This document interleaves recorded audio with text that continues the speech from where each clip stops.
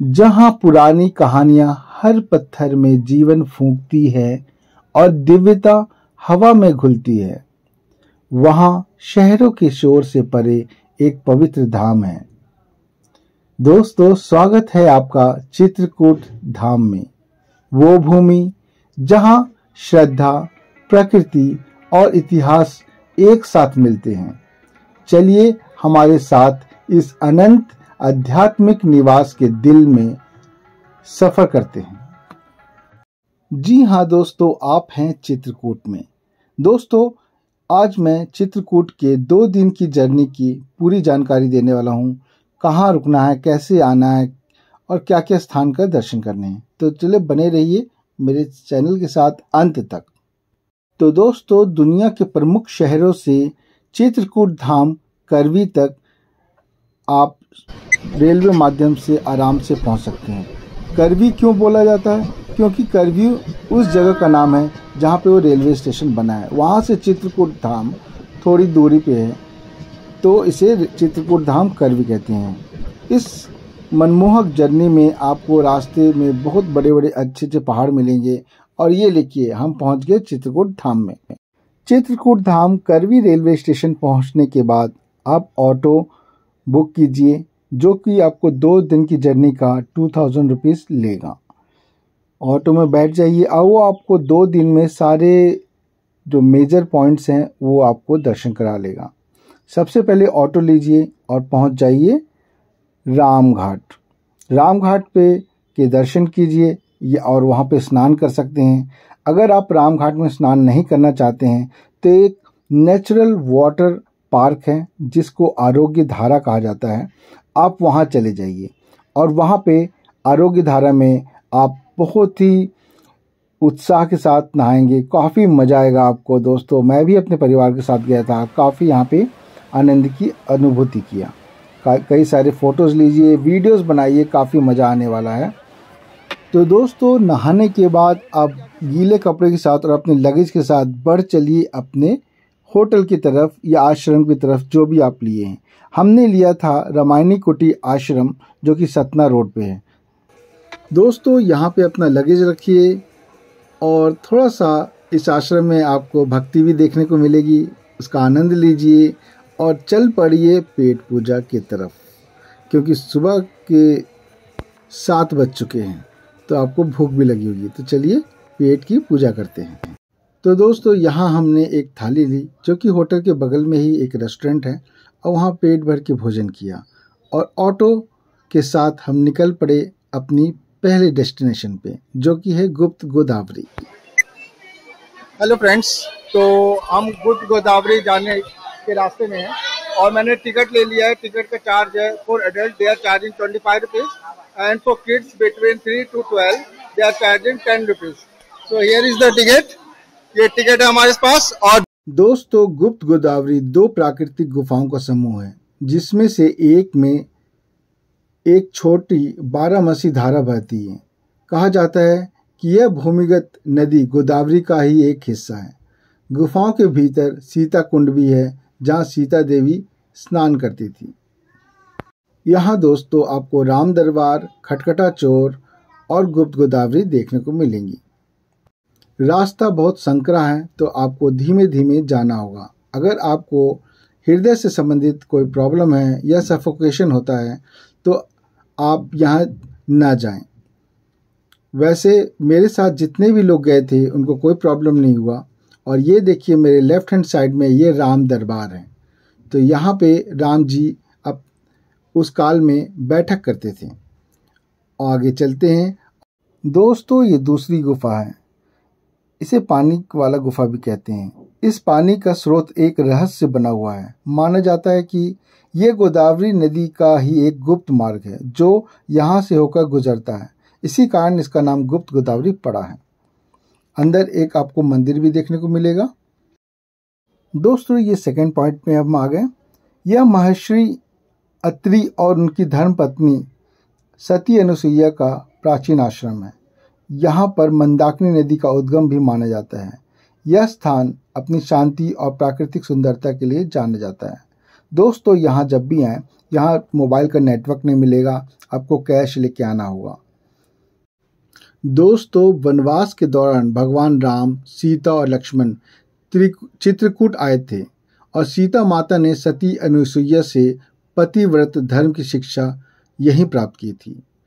त्रिदेवों का बाल रूप में प्रकट होना। पौराणिक कथाओं के अनुसार त्रिदेव ब्रह्मा, विष्णु, महेश ने सती अनुसुईया की परीक्षा लेने के लिए उनके आश्रम में शिशु रूप में प्रकट हुए थे। यह जगह मंदाकिनी नदी का उद्गम स्थान भी माना जाता है। तो दोस्तों, अब तीसरा पॉइंट जो कि स्फटिक शिला है, हम वहां पहुंच गए हैं। चलिए पंडित जी की जुबानी सुनते हैं। उन्होंने रामायण में भी किया हुआ कि एक बार चुनि कुसुम सुहाए, निज कर भूषण राम बनाए, सीता ही पहिराए प्रभु सादर, बैठे फटिक शिला की सुंदर। अर्थात एक बार भगवान राम स्वयं जंगल से फूल तोड़ के लाए और अपने हाथों से उसका आभूषण बनाया और इसी शिला के ऊपर माता सीता को बैठाकर उनका श्रृंगार किया। तभी इंद्र का लड़का जयंत भगवान राम की परीक्षा लेने के लिए कौवे का रूप बनाया और माता सीता के पैर में चोंच मारकर भगा। जब खून बहने लगा तो भगवान राम ने तिनके का एक बाण मारा। कौवा तीनों लोक में गया पर कोई नहीं उसे बचाया। तब नारद जी के कहने पे वापिस आया, भगवान से माफी मांगी तो भगवान राम कौवे की एक आंख फोड़ देते हैं। भगवान तब से आज तक संसार के सारे कौवे एक ही आंख के होते हैं। भगवान ये भगवान राम के पैर हैं, ये घुटना है और ये अंगूठा। जब भगवान राम ने घुटना टेक के कौवे को बाण मारा, वहाँ पे भगवान राम बैठे, यहाँ पे माता सीता, और ये माता सीता के पैर हैं जहाँ कौवे ने चोंच मारी। नीचे इसके लक्ष्मण शिला जहाँ लक्ष्मण जी बैठा करते थे और ऊपर मंदिर है।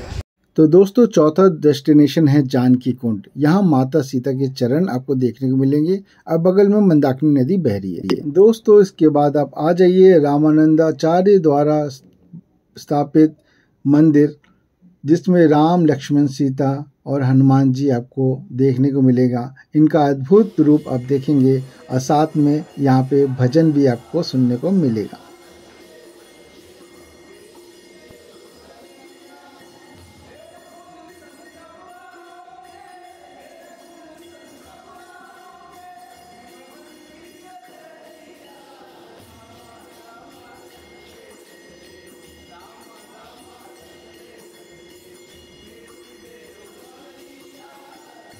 दोस्तों, इसके बाद आप पहुंच जाइए रामघाट। शाम के समय 6:30 से 7:15 तक आपको आरती देखने को मिलेगी।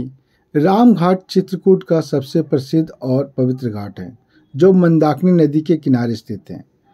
रामघाट का सबसे बड़ा महत्व यह है कि पौराणिक मान्यताओं के अनुसार वनवास के दौरान भगवान श्री राम, माता सीता और भाई लक्ष्मण ने यही मंदाकिनी नदी में नित्य स्नान किया था। उन्होंने अपने वनवास काल का लगभग 11 वर्ष चित्रकूट में ही बिताया था और रामघाट उनके दैनिक जीवन का एक महत्वपूर्ण हिस्सा था। यह वही स्थान है जहां गोस्वामी तुलसीदास जी को अपने आराध्य भगवान राम के दर्शन प्राप्त हुए थे। कुछ मान्यताओं के अनुसार रामघाट पर ब्रह्मा जी की यज्ञ वेदी भी स्थित है, जहां उन्होंने किसी श्राप को समाप्त करने के लिए 360 यज्ञ करवाए थे, जिससे इस घाट की पवित्रता और बढ़ जाती है। इसी के साथ आपका पहला दिन समाप्त हुआ। अब दोस्तों, हम आ गए हैं कामदगिरी पर्वत, जहाँ पे भगवान कामदनाथ विराजमान है, जिनके 4 मुख हैं। तो उनकी परिक्रमा भी हम लगाएंगे और चारों मुख के दर्शन करेंगे। कामदगिरी पर्वत चित्रकूट का सबसे पवित्र और पूजनीय स्थल है। कामदगिरी शब्द का अर्थ है मनोकामना पूरा करने वाला पर्वत। यह वह स्थान है जहां भगवान श्री राम ने अपने वनवास काल का एक महत्वपूर्ण समय व्यतीत किया था और इसी कारण यह पर्वत भक्तों के लिए विशेष श्रद्धा का केंद्र है। पौराणिक कथाओं के अनुसार जब भगवान राम, माता सीता और लक्ष्मण अपने वनवास के दौरान चित्रकूट आए थे, तो उन्होंने इसी कामदगिरी पर्वत को अपना निवास स्थान बनाया था। दोस्तों ये सामने कामदनाथ भगवान का मंदिर है और इनके दर्शन के बाद ही परिक्रमा शुरू करनी है। परिक्रमा 5 किलोमीटर की होने वाली है, जिसको पूरा करने के लिए आपको 2 घंटे से 2.5 घंटे का समय लगेगा।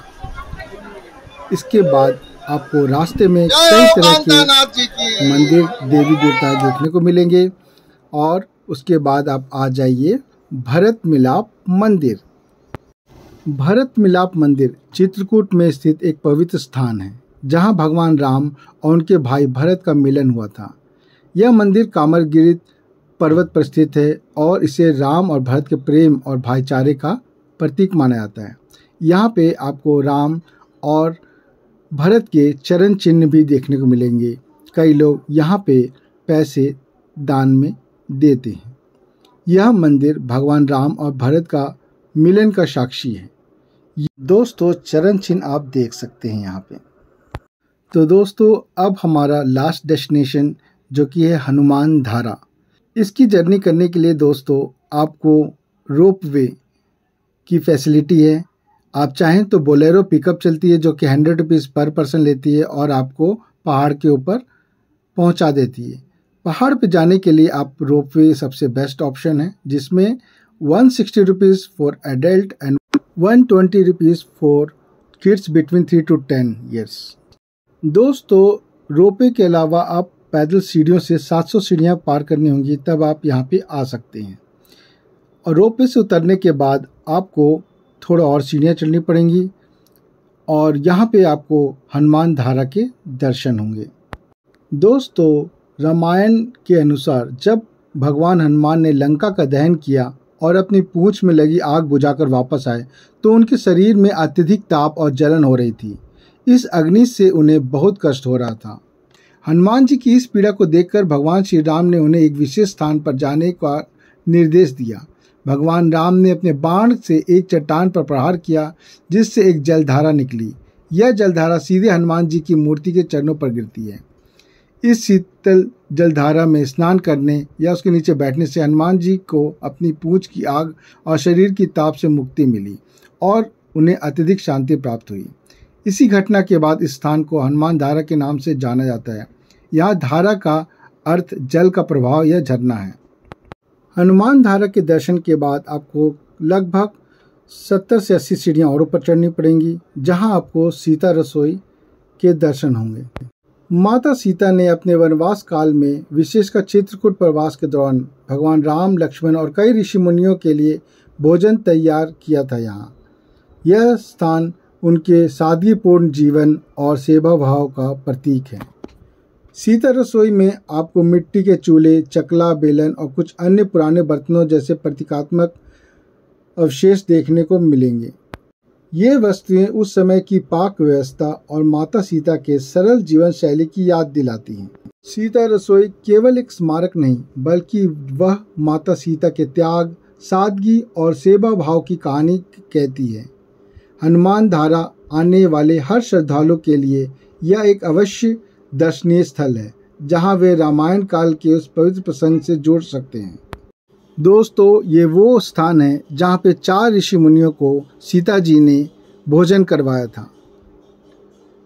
रामायण काल में ऋषि मुनि जंगलों में रहकर तपस्या करते थे और अक्सर भोजन के लिए दूसरों पर निर्भर रहते थे या कंदमूल फल खाते थे। ऐसे में माता सीता का उनके लिए भोजन बनाना कई मायनों में महत्वपूर्ण था। भारतीय संस्कृति में अतिथि सत्कार और साधु संतों की सेवा को अत्यंत पुण्य का कार्य माना गया है। माता सीता ने अपने आचरण से इस धर्म का पालन किया। वनवास में भी माता सीता ने अपने गृहस्थ धर्म का निर्वहन पूरी निष्ठा से किया। एक गृहिणी के रूप में उन्होंने अपने परिवार और आश्रम में आने वाले अतिथियों का पूरा ध्यान रखा। तो दोस्तों कैसे लगा चित्रकूट दर्शन? वीडियो पे नए हैं तो इसको सब्सक्राइब कर लीजिए और वीडियो पसंद आए तो लाइक, शेयर, सब्सक्राइब जरूर कीजिएगा। मिलते हैं नेक्स्ट वीडियो में। Till then bye bye.